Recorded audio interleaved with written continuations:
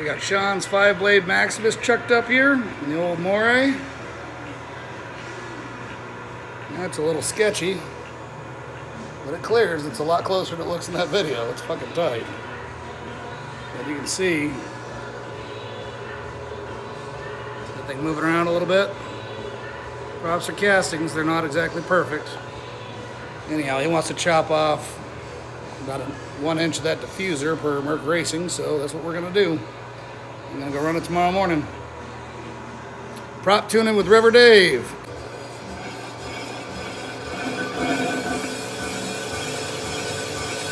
That's how you part off a prop, ladies and gentlemen.